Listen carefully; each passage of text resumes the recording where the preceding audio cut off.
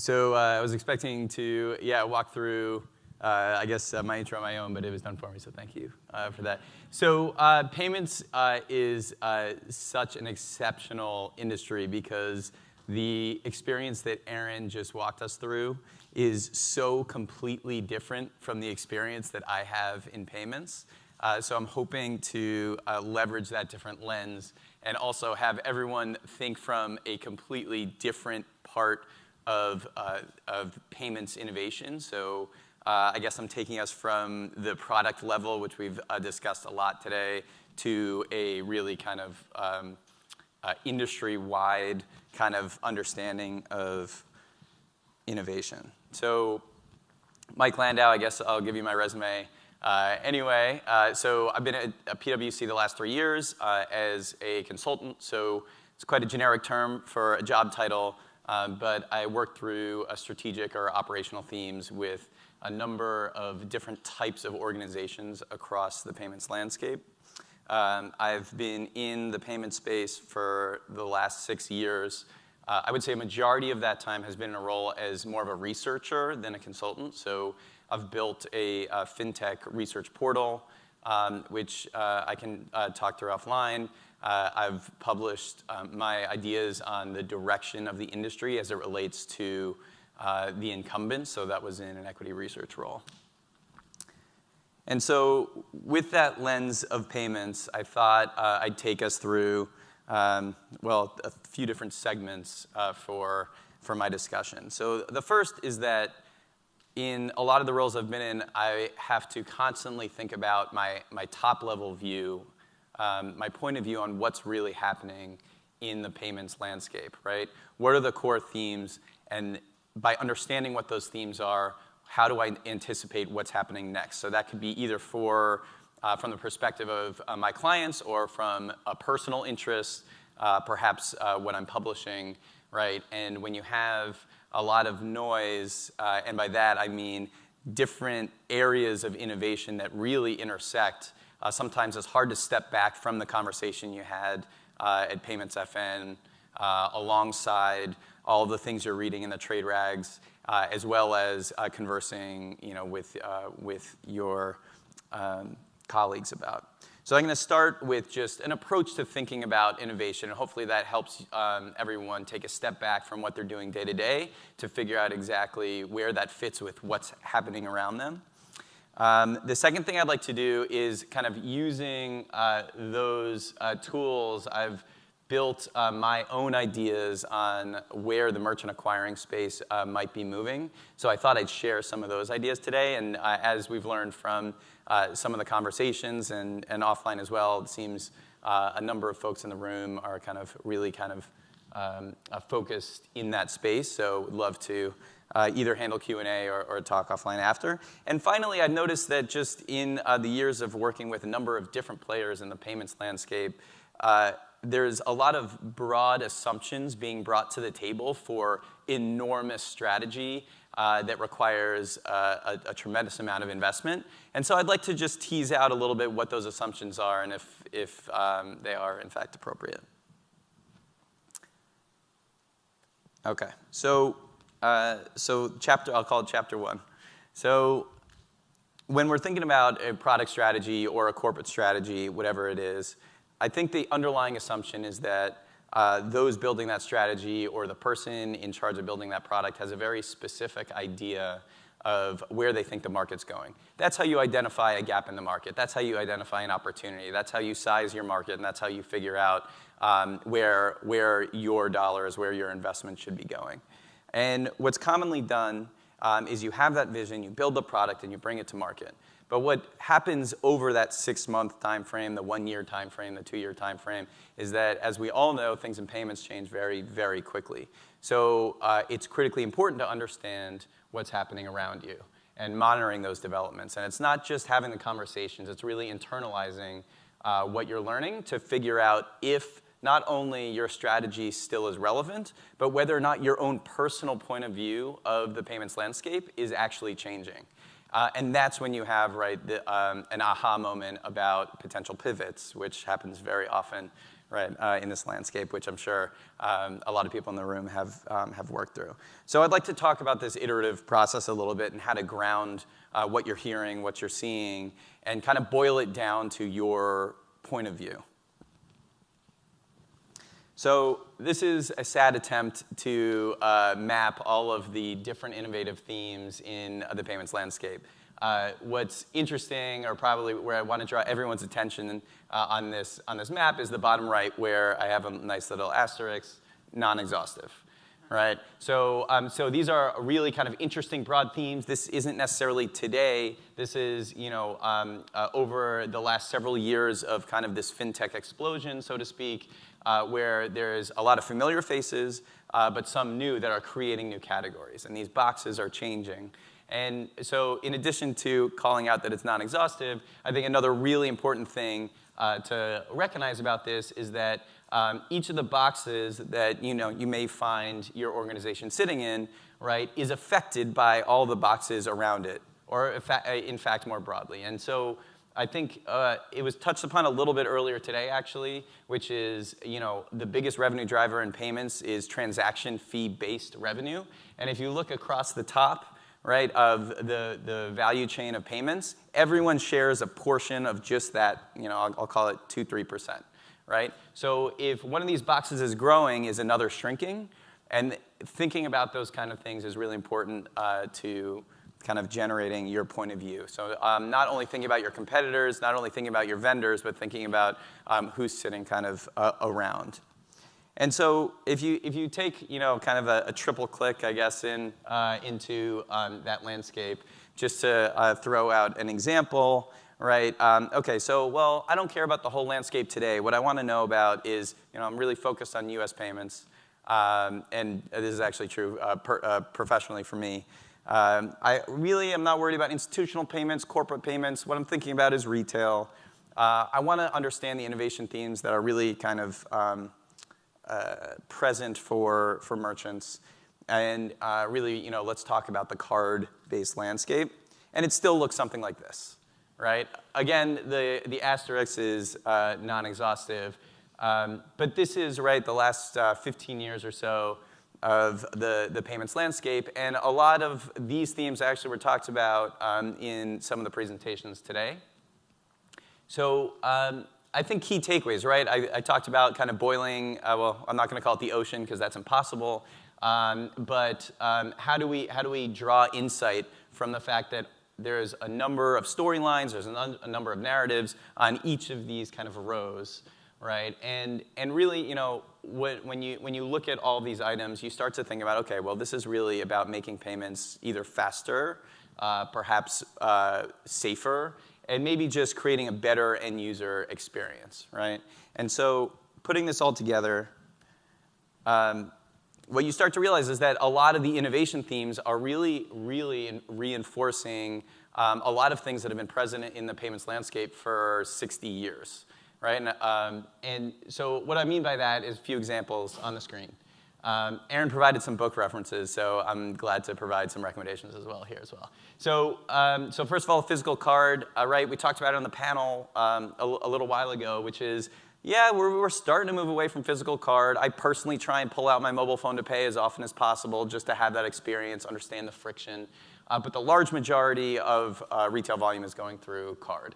Networks and processors, adjusting for M&A in the news. It seems like there's another blockbuster deal constantly.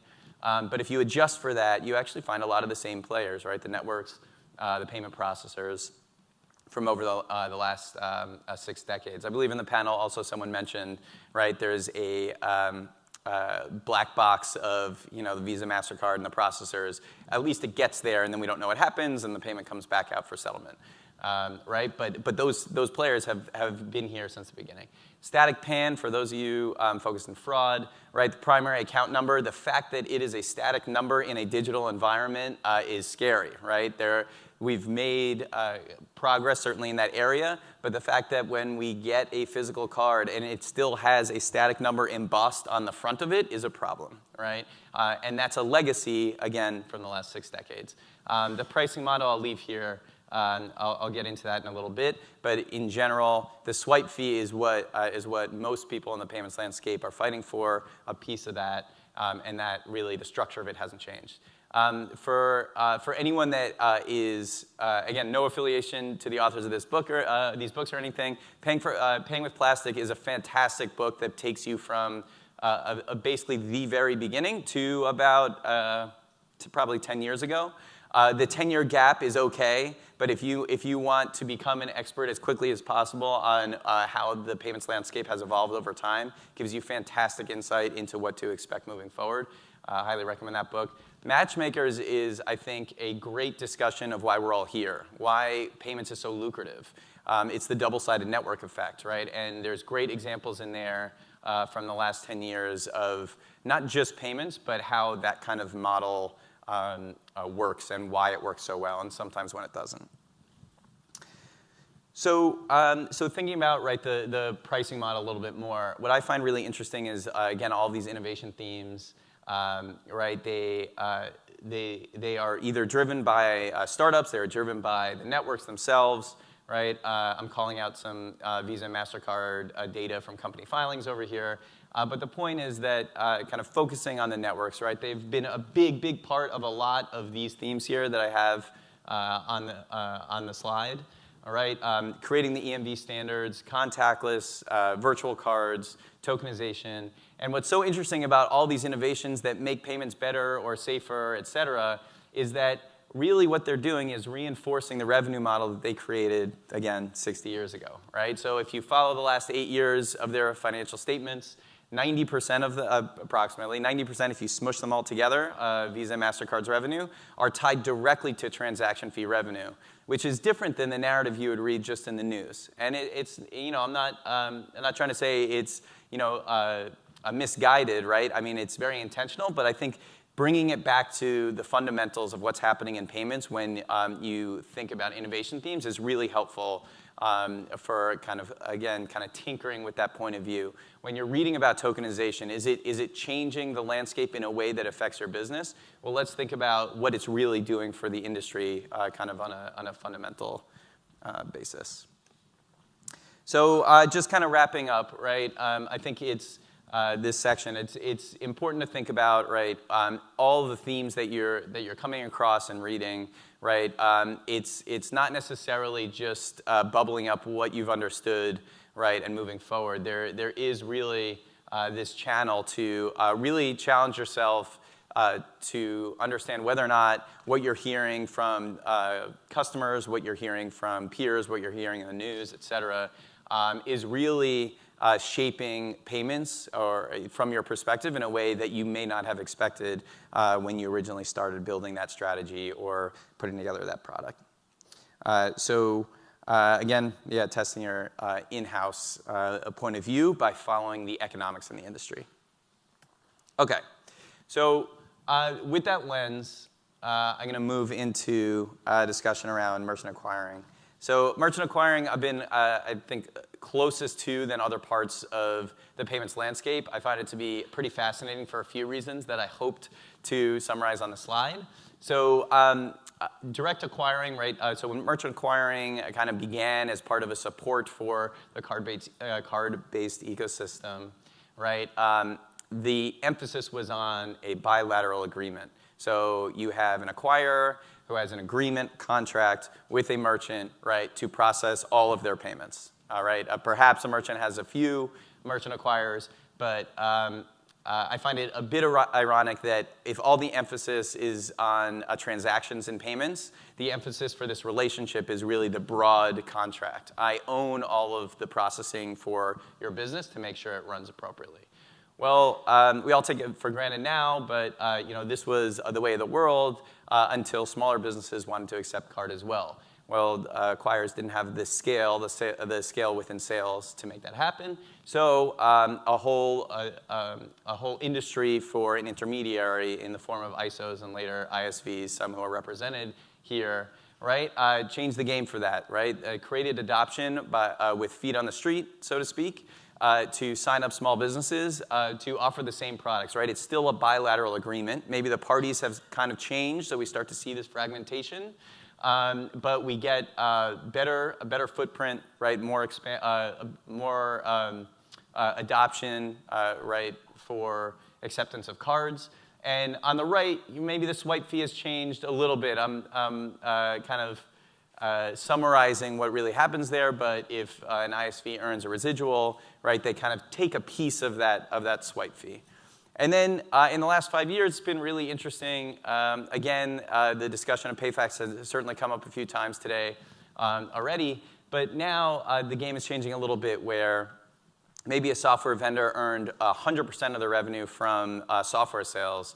But that slowly started to change when it started to become apparent that creating a better payments experience maybe meant owning the payments process, maybe underwriting your merchants if you're a PayFac, right, on behalf of really the merchant for the acquirer.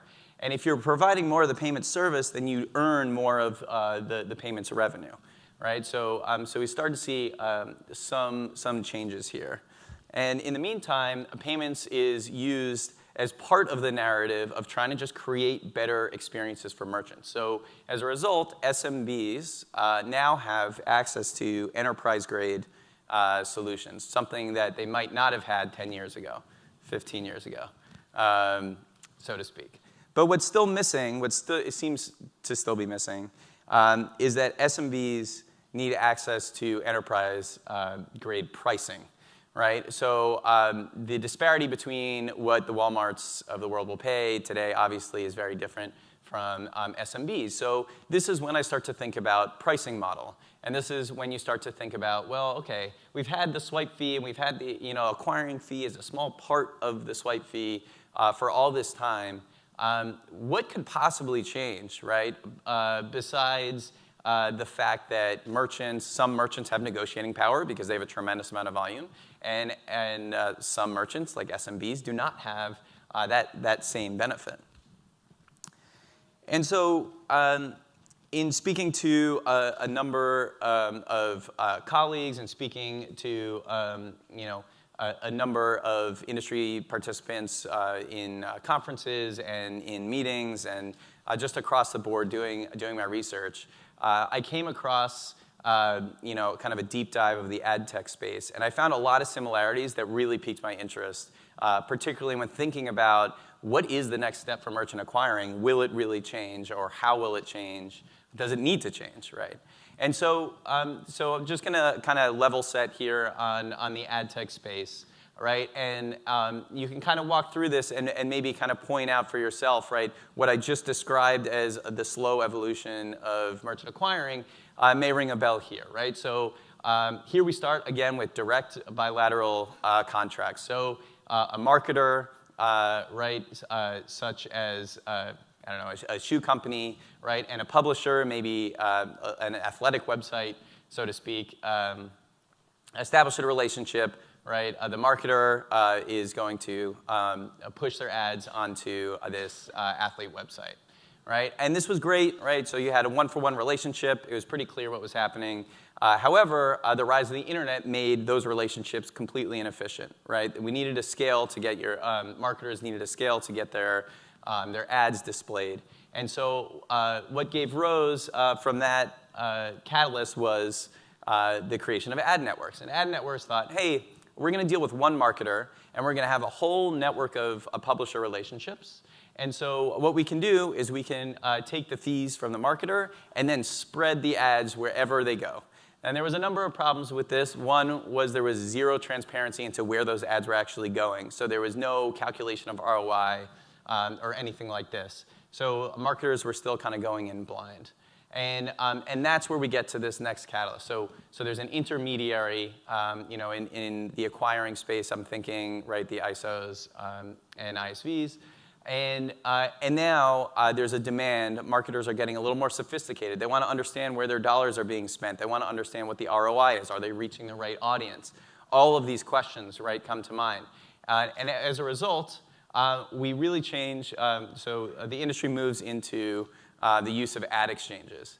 And ad exchanges, in one sense, can just be considered more efficient ad networks, right? But there's a lot going on under the hood that's really interesting to me from the perspective of payments here, which is instead of thinking about who am I going to be displaying my ads with, it's more transactional. It's exactly which placement am I paying for, and who usually sees that ad placement. Or in today's day, it's who individually will be seeing that ad that I'm paying for, right? So there's a complete transition in thinking from the contract level, who I'm working with, to exactly what I'm paying for. And that, to me, seems very, very interesting in retraining your mind for what's important in the acquiring space. Because if I redline this a little bit and just put the different players in, all right, as I mentioned, a lot of the same narrative has developed in merchant acquiring. But what happens next, right? We don't have an exchange per se. We have least cost routing. We have other ways to defer transactions in real time. But there isn't an exchange taking place. Acquirers aren't bidding for every individual transaction. So with that in mind, I'd like to test that a little bit. Because if you think about a lot of the catalysts that we have today, so when you kind of sum up a lot of the innovation themes that we can see today in merchant acquiring, there's a lot of these potential catalysts for something new. So starting with lowest price. So some of the channel checks that we've done at PwC is we've looked at a panel of SMBs to understand really kind of where their interest lies, what are they looking for. And a lot of the software solutions are enough to sell an SMB, but the software solution comes with payments processing, and ultimately there's a decent amount of stickiness, but what's most important to merchants as it relates to transaction processing is lowest price, right? So there's still this need, this great gap between what enterprises are getting for price and what SMBs are getting as well. Also, highest performance. This came up as well in the conference. So how do I ensure zero downtime? If I have a single payments processor, I'm 100% reliant on them to ensure that all my payments go through as they should. I think periodically in the news, right, we run into some news articles about how a merchant had downtime at a critical point, perhaps similar to what Aaron was describing just before, right? So we want basically integrity in the processing. We want the lowest price possible. And another interesting dynamic that's taking place is that there are now, much more so than in the last several years, several players with billions of dollars of volume.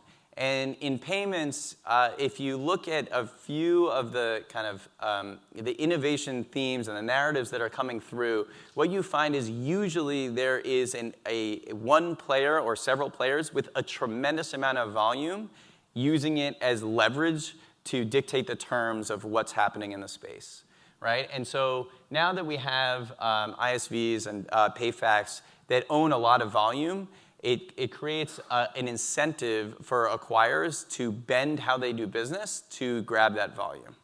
I've heard this described as the tail wagging the dog, so to speak. So this is another another catalyst. We talked about the tech layer itself. In the ad tech space, this was kind of interesting because the marketer wasn't necessarily super sophisticated when they moved to the exchange model. It was actually several tech layers that made that happen. There was a supplier-side platform that provided access to an exchange for the marketer and a demand side for the publisher as well. So it doesn't need to be the biggest players in the room that are creating the new narrative. Right? There's this fragmentation that we've already seen in acquiring, potentially moving the market into a different direction. And then again, just going to finalize the slide, right, with the emphasis from bilateral to transactional, right? There's so clearly a focus on every transaction, cost of transaction, yet the merchant acquiring space is really still kind of focused on who do you do business with. And what I'm suggesting is perhaps there's room to change the trajectory of merchant acquiring to think more about each individual transaction and bidding on each individual transaction. So I'm not saying that a real-time a payments exchange is going to happen tomorrow, but I think it begs the question, what happens next, right? How do we create the parity between a transaction that comes from an SMB versus an enterprise? Does it need to be so different? Does the model need to be so different? And so here I have the tech layer that I described before. I think these are the types of themes that I had that I just kind of walked through, right? So I think there are a lot of lessons when you draw not only from the parts of the payments landscape that are around you, but also the other kind of tech landscapes that are following a somewhat similar trajectory, driven by tech-led catalysts that fill the need for gaps that are identified in the landscape.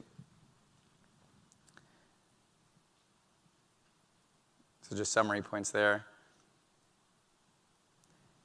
And then, so the final point that I thought I'd bring attention to is in a lot of the conversations that I have, and when I walk into the room and hear a bit about a strategy around payments and kind of a go-forward 5-year plan, so to speak.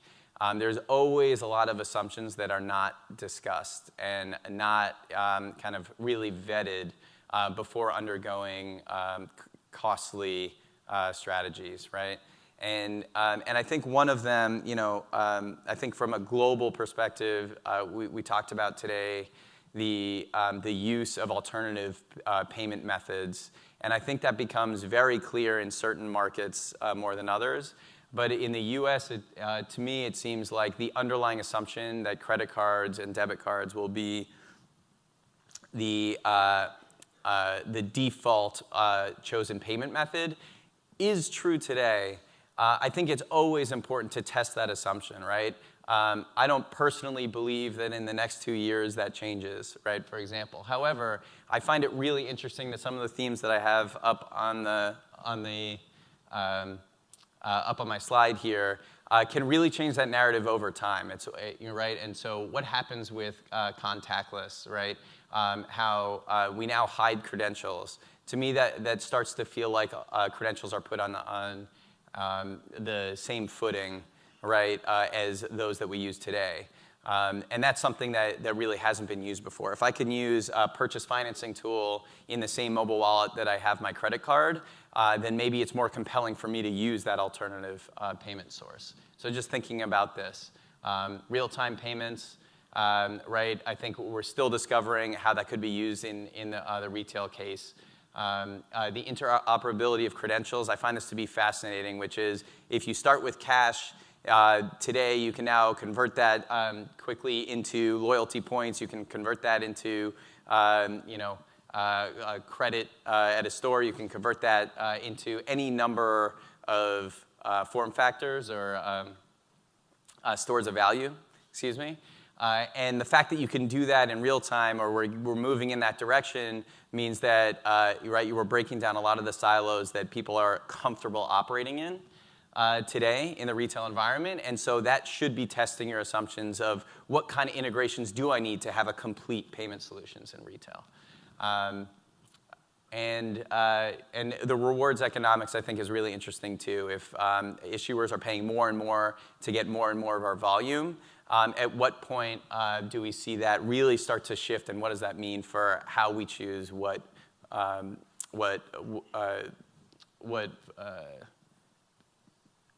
types of payments, right, in each of our retail experiences? So I can close with that.